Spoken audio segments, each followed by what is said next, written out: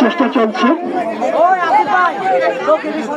আমরা এই গাছটি যখন প্রতিস্থাপন করি এখানে, তখন সবার ধারণা ছিল এতটুকু গাছ যে কেউ উঠতে পারবে, কিন্তু বাস্তবিক অর্থে ব্যাপারটা সেরকম হয়নি।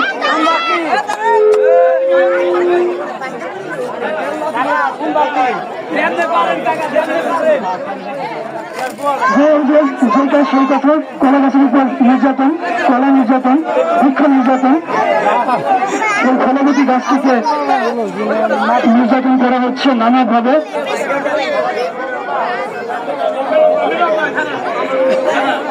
দাবি বলতেছে এই কলা গাছ মারা গেলে মামুন কাজী আর রানামুল্লার বিয়ে হবে না।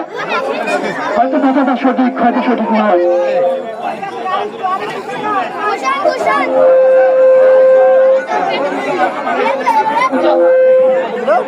এরপরে আরেক আকর্ষণ উজ্জ্বল কাজী, বিশাল প্রস্তুতি চলছে।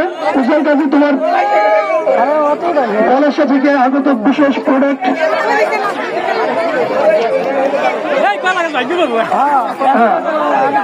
কলা গাছটাকে শেষ পর্যন্ত কাঠখড়িতে রূপান্তর করার একটা চেষ্টা চলছে।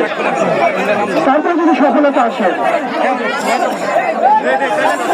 দুর্গমগিরি কান্তর নরদুস্তর পারাবার। মাঝি ভাই, তোমাকে দিয়ে সম্ভব আগামীর ভবিষ্যৎ রচনা করা। আমাদের এই কলাবতী বৃক্ষের উপরে উঠে কলা তুলে আনা এই ছোট্ট কাজটি তুমি করতে পারছো না। আমি বুঝতেছি না তুমি কিভাবে বরযাত্রী গেলা। কলা গাছের জন্য শূন্য অবস্থা, হয়তো কলা গাছ নীরবে কেটে কেটে দুঃখ প্রকাশ করছে যে যারা আয়োজক কমিটি আছে এদের কপালে যেন বিয়ে না জুটে।